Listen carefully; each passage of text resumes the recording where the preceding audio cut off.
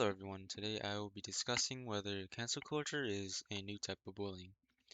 This topic has become increasingly important because social media allows people to quickly share opinions, organize campaigns, and hold individuals or organizations accountable for their actions. Many people argue that cancel culture sometimes goes too far and becomes harmful. Using sociological theories and research, I will examine both sides of this debate and evaluate whether cancel culture functions more as accountability or as a form of bullying. So, cancel culture refers to the practice of publicly criticizing or withdrawing support from individuals, organizations, or public figures after they are accused of saying or doing something offensive or harmful. Social media platforms have made cancel culture much more visible and influential. Supporters argue that cancel culture gives people a way to hold powerful individuals accountable and bring attention to social problems. Critics would argue that it can lead to public humiliation, harassment, and long-lasting damage to a person's reputation. The research question guiding this presentation is cancel culture a new type of bullying or is it a legitimate form of social accountability? Three sociological theories help explain cancel culture: social control theory, labeling theory, and conflict theory. Social control theory focuses on how societies encourage people to follow social norms, and it explains how communities use rewards and punishments to influence behavior. Labeling theory examines how individuals are affected when society attaches labels to them. When someone receives a negative label, it can shape how others view them and how they view themselves. Conflict theory focuses on power and inequality. It suggests that social conflicts often occur between groups with different interests and varying levels of influence. Together, these theories will help us understand why cancel culture occurs and what happened and what effects it can have on individuals and society.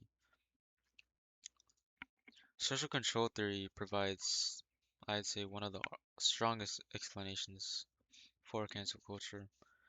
Sociologists describe social control as the methods societies use to encourage conformity to social norms.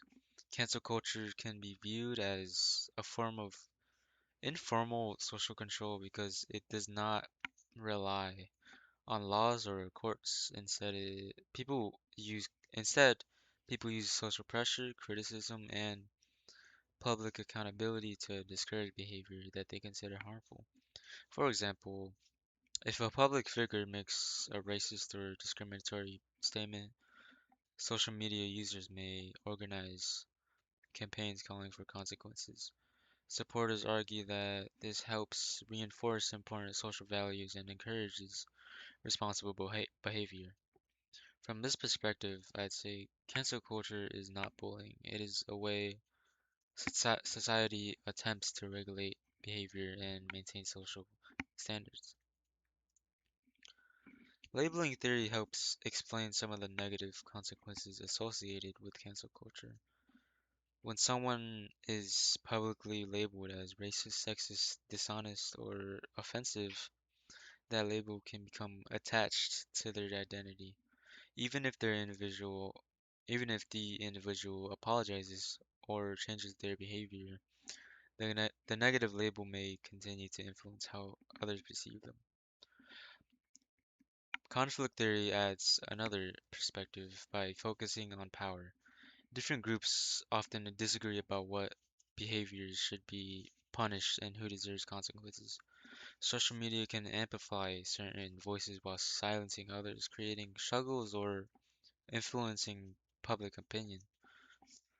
These theories suggest that cancel culture may sometimes produce unfair outcomes, especially when public judgment occurs before all facts are known. Research on cancel culture shows that shows there are both benefits and drawbacks.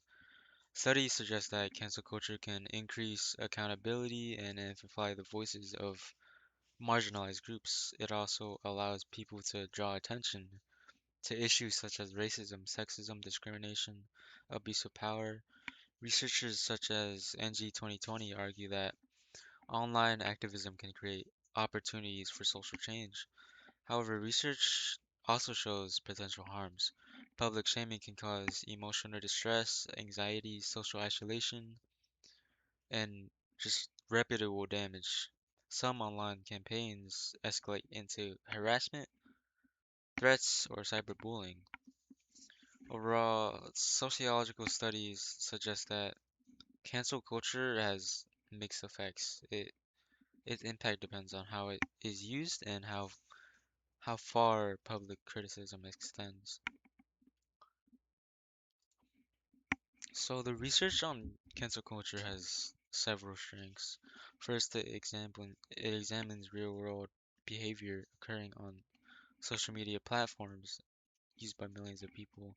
Second, it addresses an important contemporary issue that affects politics, entertainment, education on everyday social interactions. However, there are also weaknesses. Researchers do not always agree on the definition of cancel culture. Some view it as accountability, while others see it as censorship or bullying. Because definitions can vary, it can be difficult to compare findings across studies. There's also important gaps in knowledge. More research is needed on long-term mental health effects, the experience of young people, and the impact of cancel culture across different cultures and countries. So my class connection quote would be when we look at deviance from our conformity to social rules or norms, we always have to bear in mind the question who rules, as we shall see social norms are strongly influenced by divisions of power and class. So in conclusion, the evidence suggests that cancel culture is not automatically a form of bullying. From a sociological perspective, cancel culture often functions as a form of informal social control that encourages conformity to social norms and promotes accountability. It can raise awareness about important social issues and provide a platform for marginalized voices. But cancel culture can become similar to bullying when public criticism turns into harassment, humiliation, threats, or excessive punishment. The difference, bet- the difference depends on the context, the severity of the response, and whether or not the goal is accountability or harm. So therefore, cancel culture should be understood as a complex social phenomenon that can serve both positive and negative functions within society. Thank you for listening. These are my references.